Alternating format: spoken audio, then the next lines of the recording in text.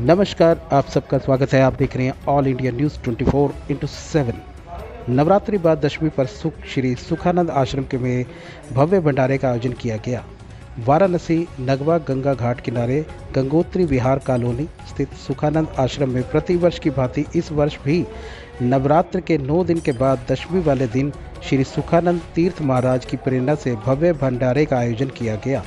उक्त मौके पर आश्रम के वर्तमान सेवक अक्षरानंद ब्रह्मचारी व समाजसेवी त्रिशूलधारी राकेश पांडे ने संयुक्त रूप से बताया कि इस सुखानंद आश्रम में प्रतिवर्ष श्रद्धालुओं और भक्तों द्वारा विभिन्न भोग व प्रसाद चढ़ाया जाता है।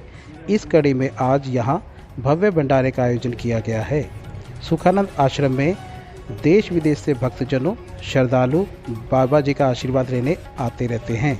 वह भंडारे का प्रसाद भी ग्रहण करते हैं। भंडारे में लगभग 600 से 700 लोगों ने पूरी सब्जी व खीर का प्रसाद ग्रहण किया। उक्त भंडारे में सनातनी शैलेंद्र मिश्रा, ज्योतिषाचार्य मधुबाला पांडे, रविंदर सिंह पार्षद नगवा, अशोक पांडे समाजसेवी, ओम प्रकाश पांडे आदि उपस्थित रहे व अपना सहयोग भी करते रहे। ऑल इंडिया न्यूज़ 24/7 के लिए मुकेश पांडे, वाराणसी।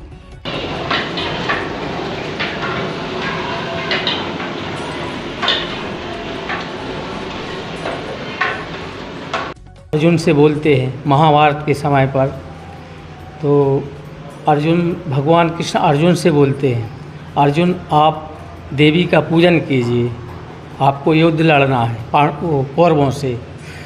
तो अर्जुन बोले कि भगवान जब आप हैं तो हमको किस चीज़ का संशय, हम तो विजय हो गए, कौन आपके सामने हमको पराजित करने वाला है। तो भगवान कृष्ण कहते हैं कि निराकार से साकार करने की शक्ति केवल भगवती में ही है। अगर वो साकार नहीं करेंगी, निराकार को साकार नहीं करेंगी तो आप यहाँ कैसे होते। उन्हीं की कृपा से आप यहाँ हैं। और जब हम भगवान कृष्ण कहते हैं जब हम राम रूप में थे तो हमको रावण को मारना था, उसके पहले हमने भगवती दुर्गा का पूजन किया, आशीर्वाद लिया। तब फिर अर्जुन ने 9 देवियों का विधि विधान से पूजन किया। उसके बाद वो भगवती का आशीर्वाद उनको प्राप्त हुआ। उसके बाद वो विजय को प्राप्त हुए। इसीलिए इसको विजयदशमी भी कहते हैं। जो भगवती की शरणागत हो जाता है तो उसको विजय कर देते हैं। भोग मोक्ष दोनों को प्रदान करने वाले केवल भगवती ही है।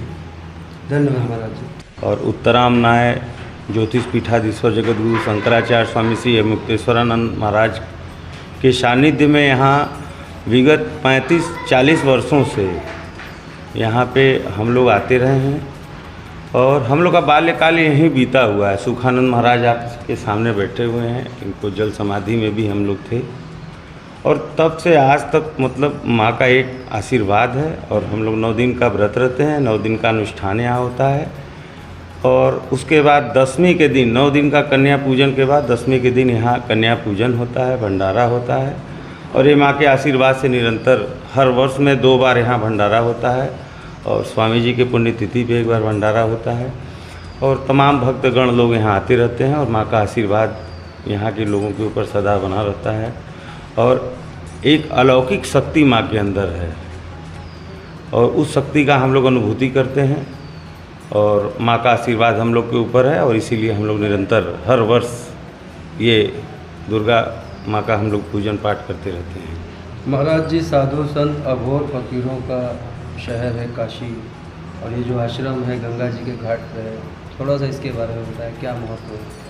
महाराज सुखानंद जी महाराज यहाँ थे और उनका एक कहावत था कि पंछी करे न चाकरी, अजगर करे न काम, 10 मलुका कह गए सबके दाता राम। महाराज जी यहाँ से कहीं गए नहीं और हिंदुस्तान के बड़े बड़े लोग यहाँ आते रहे। एक बार डालमिया जी के यहाँ से लोग आए थे, बोले कि मैं अकेले मंदिर बनवाऊँगा, पूरा आपका निर्माण कर दूँगा, यहाँ जो लोग अनुदान किए हैं उनका नाम हटा दीजिए। तो महाराज जी ने उनको डांट के भगा दिया। अब बोला कि हमारे लिए हर लोग एक समान हैं। तो उसी भाव से, उसी श्रद्धा से महाराज जी यहाँ, उनका कुआँ था, हम लोगों का बचपन में पानी खींच करके उनका पानी उनी भरते रहे और हम लोग को चना काजू किशमिश बादाम हम लोग को देते थे, तो हम लोग खा के और गंगा जी में तैरते थे और खूब एक्सरसाइज अखाड़े पर रियाज मारा करते थे। तब से हम लोग स्वामी जी और महाराज जी के सानिध्य में आज तक अभी तक हम लोग निरंतर सेवा में हैं। महाराज जी, शंकराचार्य जी इस समय गौ माता राष्ट्र माता घोषित करने के लिए पैदल चल रहे हैं, तमाम यातनाएं झेल रहे हैं। क्या लगता है कि कब तक ऐसा होगा? अब मुग़ल काल आए, अंग्रेज आए, कांग्रेस आई, तमाम सरकारें आई।